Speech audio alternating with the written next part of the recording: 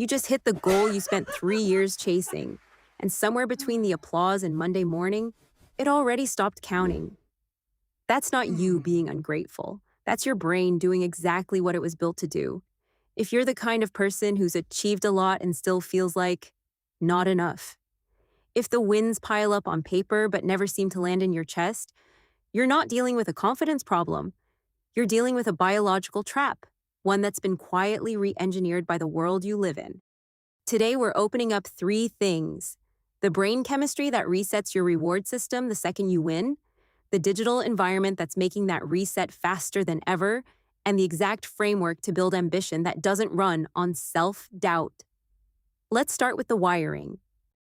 Here's the part most people get backwards. Dopamine isn't the reward chemical, it's the anticipation chemical. The research on reward prediction found that dopamine neurons fire hardest before the reward, not after. Once the outcome is confirmed, once you actually hit the goal, the signal collapses almost immediately. So the finish, the thing you worked years for, is neurologically the least rewarding part of the entire chase. The chase was the reward. The finish is just where it ends. And here's where it gets worse. Back in the 1970s, this was described as hedonic adaptation, what today gets called the hedonic treadmill. Your brain doesn't file a completed goal as a victory. It files it as the new normal, the new floor, which means the next target has to be higher just to register as progress at all. You're not chasing a finish line.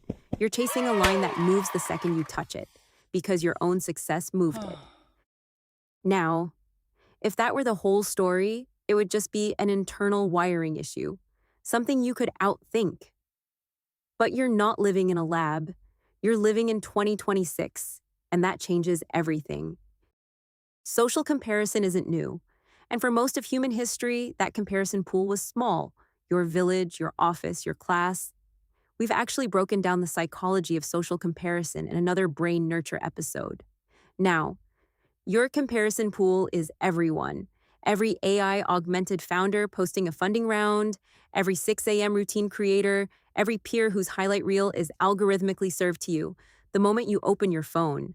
Here's the asymmetry nobody talks about. You're comparing your unfiltered, unedited internal experience, the doubt, the false starts, the 2 a.m. second guessing, against everyone else's edited final cut. That's not a fair fight. It was never designed to be one. So even your genuine, hard-earned milestone gets compressed into a few hours of relief before the next scroll resets the bar again. The finish line isn't just moving because of your own biology anymore.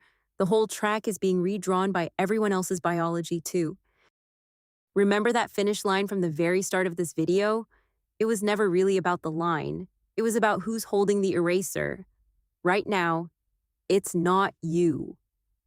The research draws a hard line between extrinsic motivation, chasing outcomes for external validation, and intrinsic motivation, engaging with something because the process itself is meaningful to you.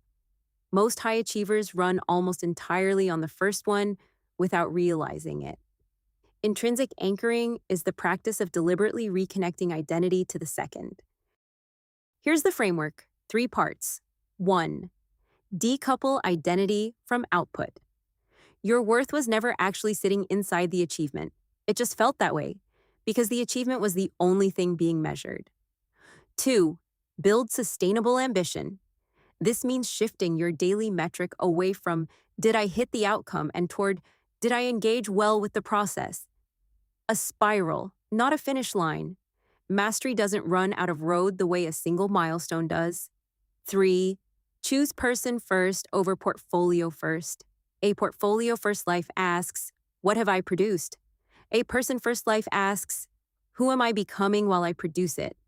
Only one of those questions has an answer that survives a bad quarter.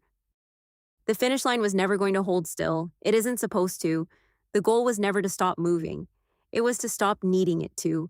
If one of these 3 is the one you actually need to sit with, drop the number in the comments. And if this reframes something for you, the most useful thing you can do is send it to the one person in your life who's currently mid-chase and can't see the treadmill they're on.